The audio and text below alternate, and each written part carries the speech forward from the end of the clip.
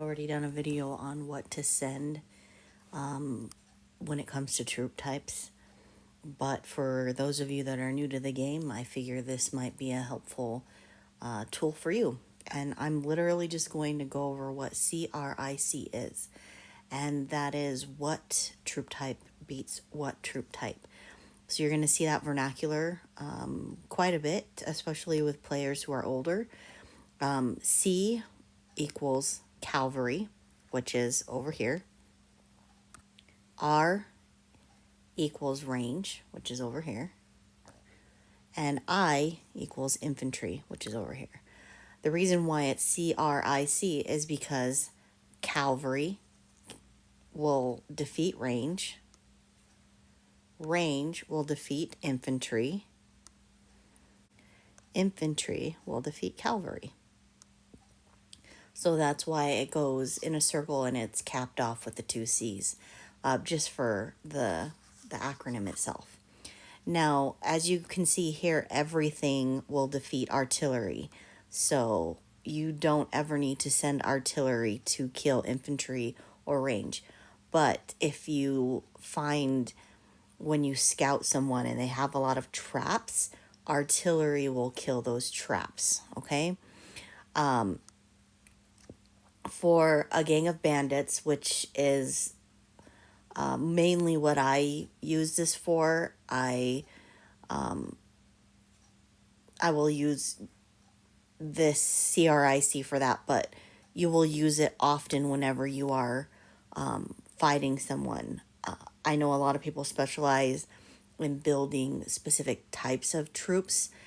We have one guy in our alliance. I can't even tell you how amazing it is to see. He has over 1,000% attack with cavalry. It's absolutely insane. So what would you send to kill him? You would send infantry, because infantry kills cavalry. All right. So say you are coming up on, you scouted a GOB, a gang of bandits, but the highest troop force they have is T3s. Most all of GOBs are only T3s. Once you scout it, the top T3s are both equal. So say they're both 515,000. What do you send?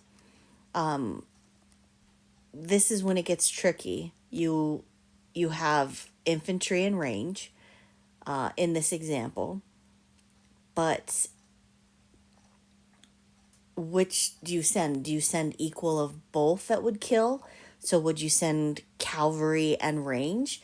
No, you would actually only send range in that instance. And so when you are trying to defeat, you always send troops that will kill whatever the highest number of troop types there are. Okay? So say you send out a scout and they have T1s, T2s, T3s, and there's 3 different types of T3s, but the highest amount that they have is cavalry. You will send, only focus your GOB or whatever you send, whatever you're fighting, your rally, only send infantry and send the highest amount that you can. Now, what it takes to kill them and what, like, the amount of troops to send is a whole nother video. But this one is just focused on what troops to send to kill what troop types. All right. So the C.R.I.C is very important. If you guys have any questions, please let me know. I know that it gets annoying sometimes when you don't understand how to do this, how to do that. But this simple visual, I know, helped me when I was first starting to learn. And my boyfriend at the time taught this to me. And he created a simplified version of this. I then took it further, hand drew it, and then took it a step further and drew this.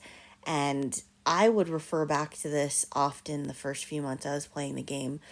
Now I just simply know. because I can't tell you when it happened, but it just clicked, and it's gonna click for you faster than it'll click for me probably. For my mind, it just wouldn't do it, you know. My sister started playing this game shortly after I did, and she would call infantry little guns.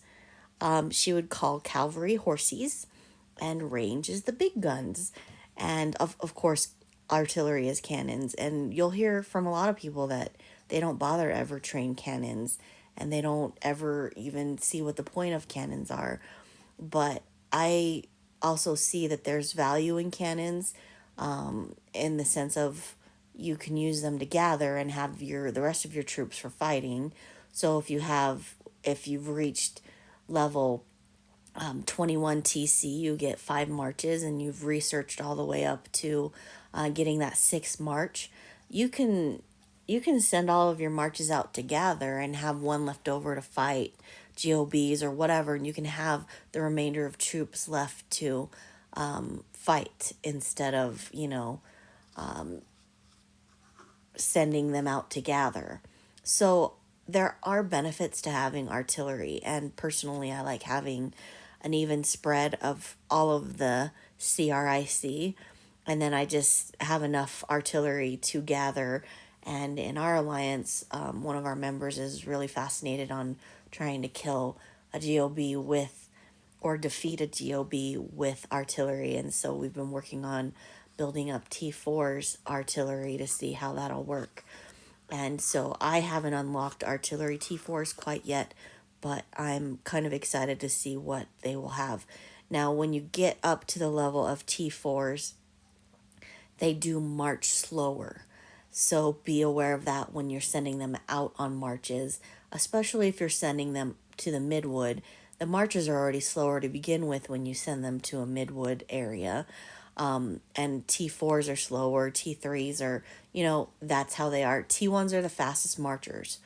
And as they progress higher, they are slower at marching because they're bigger, they're more powerful. So if you guys have any questions, please feel free to leave them in the comments. I am happy to answer those questions, and hopefully this was a helpful video. All right, you guys have a great day. Thanks. Bye.